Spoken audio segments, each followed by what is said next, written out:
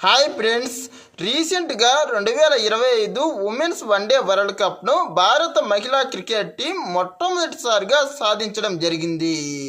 అయితే ఈ విజయంలో మన తెలుగు క్రికెటర్ అయినటువంటి నల్లపురెడ్డి శ్రీచరణ్ రెడ్డి పాత్ర కూడా చాలానే ఉందని చెప్పాలి. ఎందుకంటే ఈమె ఈ టోర్నమెంట్లో భారత్ తరపున రెండవ అత్యధిక వికెట్లు తీసినటువంటి బౌలర్గా రికార్డుల్లోకి ఎక్కారు.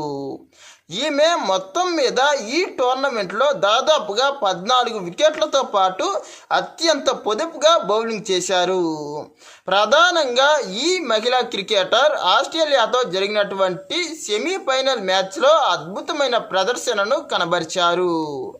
ఆ మ్యాచ్లో ఒకానొక దశలో ఆస్ట్రేలియా 350 పైగా పరుగులు చేస్తుందని అందరూ అనుకున్నారు. కానీ అలాంటి సిచ్యువేషన్లో చివర్లో ఆస్ట్రేలియా బ్యాట్స్మెన్లను కట్టడి చేయడంతో పాటు 2 కీలకమైన వికెట్లు తీసి ఆస్ట్రేలియాను కేవలం ఆ సమయంలో 338 పరుగులకే ఆల్అవుట్ చేయడంలో ఈమె చాలా ప్రముఖ పాత్ర పోషించారనే చెప్పాలి.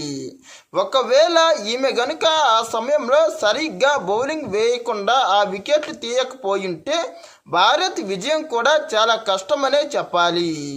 ఇంకా అంతేకాకుండా టోర్నమెంట్ మొత్తం మీద ఈమె టోర్నమెంట్లో మొదటి స్థానంలో ఉన్నటువంటి దీప్తి శర్మ తర్వాత అత్యధికంగా 14 వికెట్లు తీసి రెండవ స్థానంలో ఉన్నారు.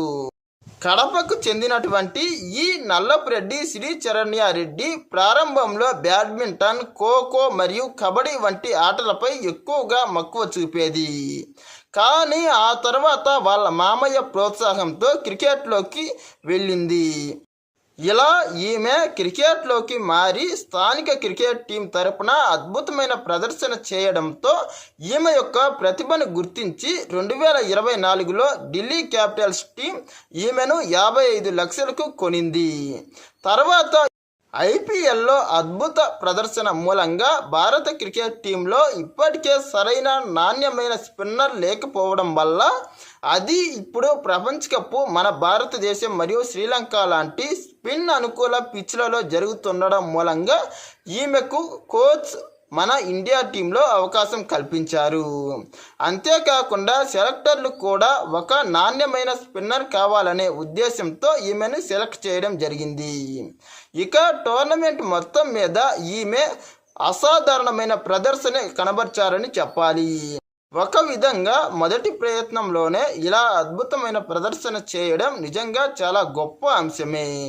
అదీ కాకుండా ఈమె ఆడిన తొలి కప్పే భారత్ గెలుపొందడం కూడా చాలా గొప్ప పరిణామమనే చెప్పాలి. ఇక అంతేకాకుండా ఈమె ఇంత తక్కువ వయసులో ఏకంగా టీమిండియాలోనూ అది వరల్డ్ కప్లో చోటు సంపాదించుకోవడం కూడా చాలా గొప్ప పరిణామమనే చెప్పాలి. మన తెలుగు క్రికెటర్లలో మిథాలీ రాజ్ తర్వాత ఇండియన్ క్రికెట్ టీంకు ఆడినటువంటి ఒక గొప్ప క్రికెటర్గా ఈమె మున్ముందు మరిన్ని ఘనతలు అందుకోవాలని ఆశిద్దాం. ప్రారంభంలో ఈమె ఆల్రౌండర్గా కూడా స్థానిక క్రికెట్లో అదరగొట్టారు. తర్వాత భారత టీంకు సెలెక్ట్ అయిన తర్వాత ఈమె కేవలం స్పిన్ బౌలింగ్ పైనే దృష్టి పెట్టి అద్భుతమైన స్పిన్నర్గా మారారు. ఈమె టోర్నీలో ఎక్కువ వికెట్లు తీయకున్నా ఈమె ప్రదర్శన మాత్రం అద్భుతమనే చెప్పాలి. ఈమె పడగొట్టిన వికెట్లు కూడా ఆస్ట్రేలియా, ఇంగ్లాండ్ మరియు సౌత్ ఆఫ్రికా లాంటి కీలకమైన టీంలపై అది భారత్ గెలుపొందేందుకు చాలా తీవ్రమైన గడ్డు పరిస్థితులు ఉన్న సమయంలో ఈమె వికెట్లు పడగొట్టి భారత్కు విజయాలు సాధించారనడంలో ఎలాంటి సందేహమే లేదు.